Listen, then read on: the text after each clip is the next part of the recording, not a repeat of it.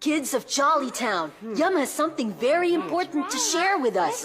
Baka nabalitaan nyo na ang mga problema o environmental hazards natin dito sa Jollytown. Isang linggo lang, pero ang dami nang nangyari. Behold, Exhibit A. Oh! Ouch! Ang sakit nun. Hindi lang ako yung nasaktan. Here's Exhibit B. Oh, wow. Oh no! That must have hurt too! Buti na lang, walang broken bones. Tapos, si Hetty naman yung nabiktima. Meron siyang naupuan na chewing gum. Exhibit C. Ew. Oh, I saw that. I was there Kawawa when it naman si happened. Hetty. Buti na lang maraming invention si Yum. Wow. Siya ang hero natin. Yeah. Thanks, Hetty. Pati si Jollibee, nasira yung painting niya. Ay. Ito ang Exhibit D. Look, Oh my! What a mess! Paano yung painting mo, Jollibee? Okay lang, I painted over it. Hindi na halata. Buti na lang may naimbento si Yum na super sponge for spills and stains. walang anuman, Jollibee. Buti na lang nakatulong yung mga inventions ko kahit papano. That's true. But wait, hindi pa natin nalulutas ang totoong problema. Oo nga, sino kaya yung nagkakalat? Kailangan natin silang kausapin at sabihan na gamitin ang mga trash can sa Jollytown. Ngayon naman, yung wishing well. Dumumi yung tubig dahil sa isang pirasong basura. Pero kung isang kalat lang naman ang tinapon niya, masama ba yun? Isang bagay lang naman. Of course! Isang bagay lang? Ang isang kalat, nagiging maraming basura.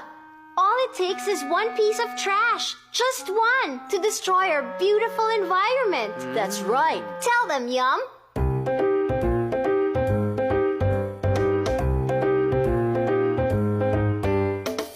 Isang wrapper, isang plastic, isang supot lang.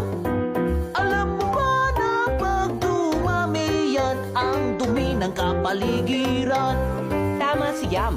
Isang bote, isang tissue, isang chewing gum. Pag iniwan mo kung saan-saan, dudumi ang kapaligiran. Kung magkakalat ang bawat isa, daluyan ng tubig ay magbabara. Pag umulan ay magbabaha, mamamatay ang halaman at isda. Isang wrapper, isang plastic, isang supot lang. Huwag iiwan kung saan-saan, itapon mo sa basurahan.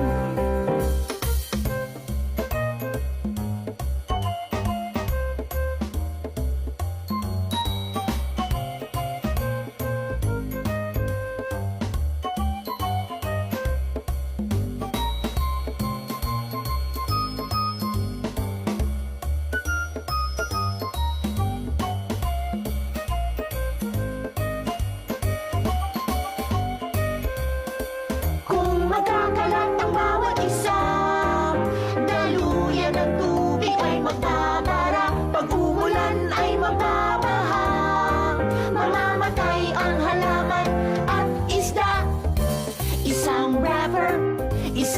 plastic, isang supot lang. Huwag iiwan kung saan-saan, itapon mo sa basurahan. Huwag iiwan kung saan-saan. Itapon mo sa basurahan. Itapon mo sa basurahan. Itapon mo sa basurahan. Yeah! Kahit pala maliit na kalat lang, nakakasama na sa kapaligiran. That's right. Yes. Dapat nang kausapin yung nagkakalat sa Jolly Town. Yes, tama. Pero paano natin malalaman kung sinong nagtapon, wala namang nakakita? May nakakita ba? Kayo, alam niyo ba kung sino ang nag-iwan ng kalat sa Jolly Town? Uy, umiilaw ang wishing well. Ano? It looks like someone is making a wish. Hindi ko matanggal. Tulong! Hindi ko matanggal. Aha, pinakita na ni Well kung sinong dapat nating kausapin. Si Chikoy! Chikoy? Nakapagtataka naman. Mabait namang bata yung si Chikoy ah. Mabait nga, pero masamang ugali ang nag-iiwan ng basura. Kailangan natin siyang kausapin. Puntahan na natin si Chikoy. Come on, guys, let's go. Yeah, let's go.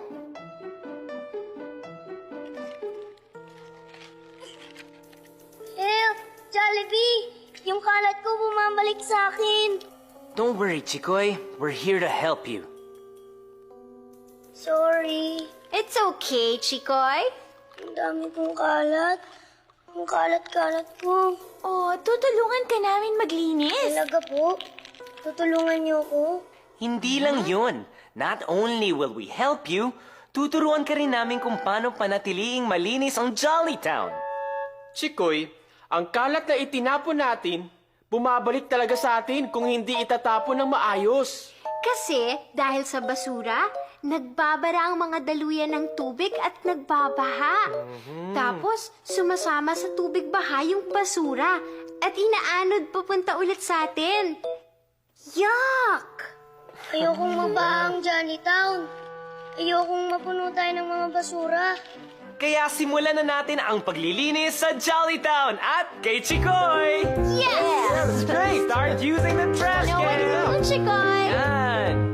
Kung magtatapon ng tama ang bawat isa, Basura ay hindi magiging problema. malinis na paligid ay anong ganda. Pati simoy ng hangin ang pangapa.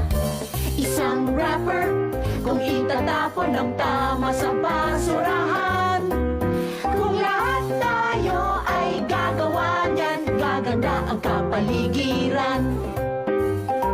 Isang bata, lahat ng bata ay may kapangyarihan. Kung lahat tayo ay magtutulungan, gaganda ang kapaligiran. Kung lahat tayo ay magtutulungan, gaganda ang kapaligiran. Gaganda ang kapaligiran. Yeah! Ngayon, alam ko na kung saan ang tamang lugar para sa mga basura.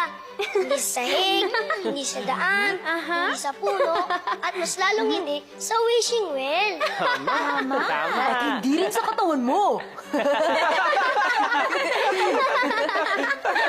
Sorry hindi kasi ako gumagamit ng mga trash can. Hindi na ako mag-iiwan ng kalat kahit saan. Sa mga trash cans na ako magtatapon. I promise. Buti yun. Mula ngayon, hindi na magkakalat si Chikoy! Jollibee, sorry nga pala. Kasi natapunan ko ng juice yung painting mo. Okay lang, pinatungan ko na lang ng paint. Tapos ko na nga eh. Gusto mo makita?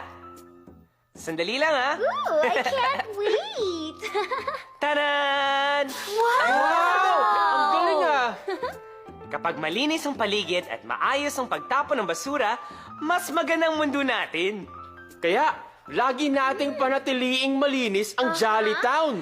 Hindi lang Jolly Town, guys, kung hindi kahit saan tayo magpunta. Kahit sa school. Sa playground, At kahit sa mall o theater. And of course, sa bahay. Mula ngayon, no littering na ako para maganda ang ating mundo. 3 cheers for Chikoy! Hip hip! Hooray! Hip hip! Hooray! Hip hip! Hooray!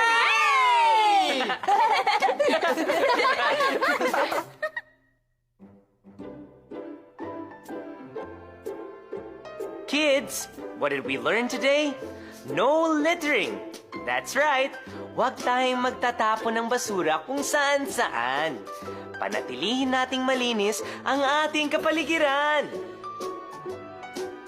Mga bata, huwag magtatapon ng basura sa labas ng bintana ng kotse, jeep, bus o tricycle.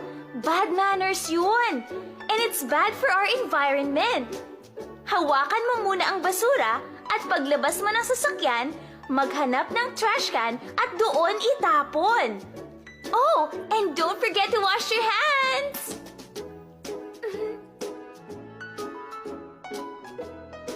I believe in teamwork. Parang sa sports, dapat din tayong magtulungan para maging malinis ang kapaligiran natin. When you see others littering, you can remind them, in a nice way, na huwag naman silang magkakalat.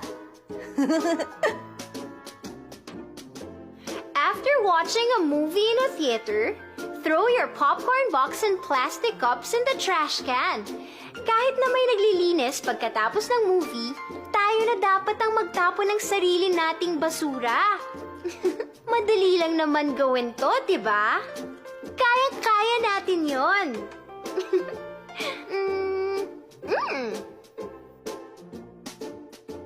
And remember, look for the trash cans.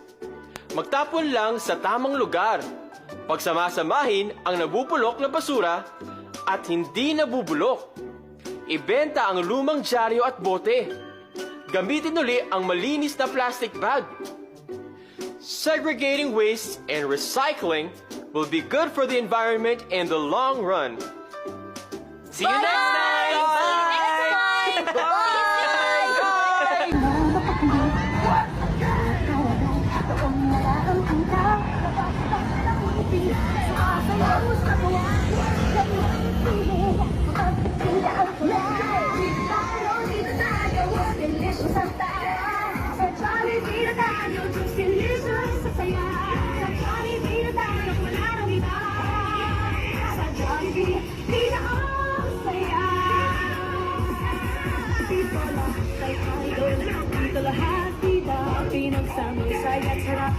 Sige na, sayaw na, labas lahat ng ngiti, sumasayaw sa tuwa, kanya na sige, at inuwa.